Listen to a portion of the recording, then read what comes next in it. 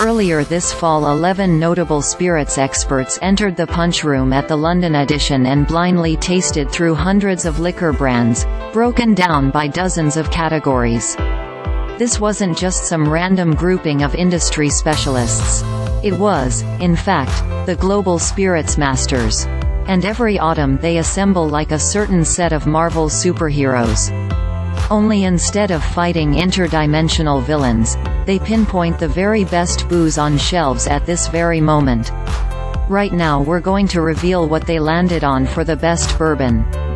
Because it's quite the controversial pick, indeed. Their final list of medalists from American whiskey entries included 6 bottlings. And we'll get into all of them in a moment. But only one gold medal went out to a bourbon, specifically. It was for Never Say Die small batch bourbon. If you're from the US, there's a good chance that you've never even heard of this particular brand.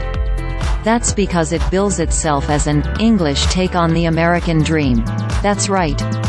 Never Say Die is the first bourbon to be distilled in Kentucky, shipped via Atlantic Ocean vessel and then matured in England, according to the company's website.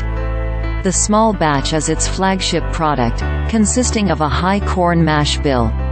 75% of that grain, to be exact, along with 21% rye and 4% malted barley. The non-age stated liquid must be at least 2 years old, as it wears the designation, Kentucky Straight Bourbon, on its label. But it is matured for an unspecified amount of time at White Peaks Distillery in Derbyshire, before entering the bottle at 95 proof. In addition to top notes of vanilla and caramel, which are entirely customary for the category, this unusual bourbon flaunts a spicy, somewhat leathery sort of finish. Perhaps it can be attributed to its unorthodox aging process, shipping out across the Atlantic Ocean to end up in the damp and temperate environs of northern England. Now, you might be asking yourself how it's even possible for bourbon, the most American of whiskeys, to be aged and bottled beyond the borders of its native land. Well, it's a funny thing. But in the federal labeling laws for the liquid, the government says the following about what bourbon must be. Whiskey produced in the U.S. at not exceeding 80% alcohol by volume, 160 proof, from a fermented mash of not less than 51% corn and stored at not more than 62.5% alcohol by volume, 125 proof, in charred new oak containers.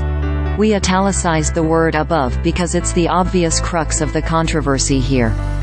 Produced definitely means distilled, but it does not necessarily imply matured and bottled. The wording is vague. Indeed, vague enough to sail many barrels of aging bourbon across the ocean. For Scotch and Irish whiskey, the law is more explicit. In order for any spirit to qualify as one of those famed categories, it must never leave its country of origin until it hits the bottle.